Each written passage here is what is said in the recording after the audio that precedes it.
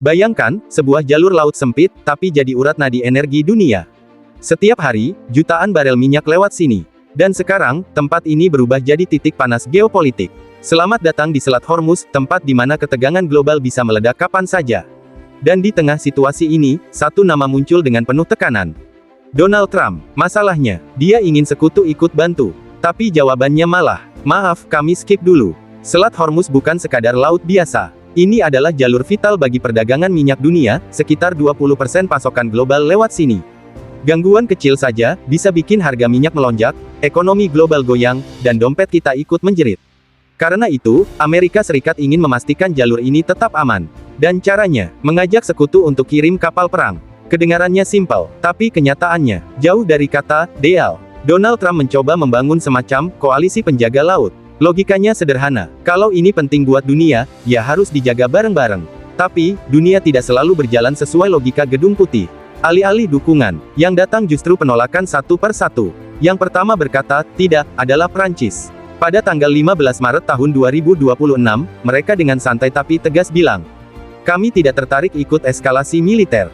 Bukan karena tidak mampu, tapi karena tidak mau memperkeruh situasi. Bahasa halusnya diplomasi, artinya, kami ngerti masalahnya, tapi bukan urusan kami.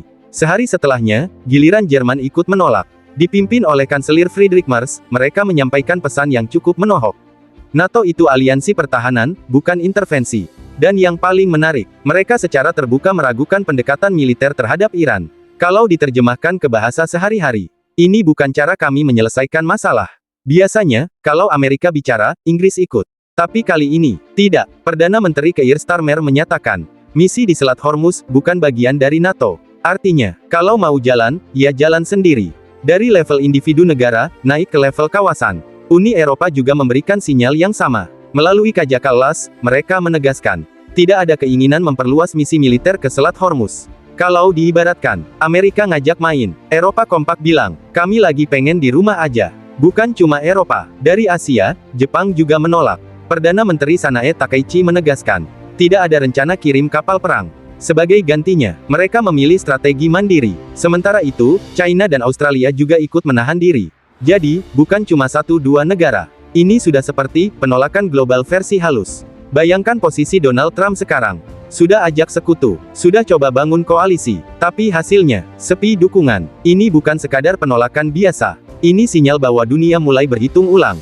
Apakah semua konflik harus diselesaikan dengan kapal perang? Penolakan ini bukan berarti negara-negara itu tidak peduli. Justru sebaliknya, mereka peduli, tapi dengan cara berbeda. Eropa memilih diplomasi, Asia memilih stabilitas, dan sebagian negara memilih tidak ikut campur. Karena satu hal, konflik di Timur Tengah bisa cepat melebar. Kalau Selat Hormuz benar-benar terganggu, harga minyak bisa melonjak, ekonomi global bisa goyah, dan dampaknya sampai ke dapur rumah kita. Iya, bahkan harga gorengan bisa ikut naik. Penolakan ini juga menunjukkan sesuatu yang lebih besar. Dunia mulai berubah. Dulu, Amerika memimpin, sekutu mengikuti. Sekarang, sekutu mulai memilih jalan sendiri.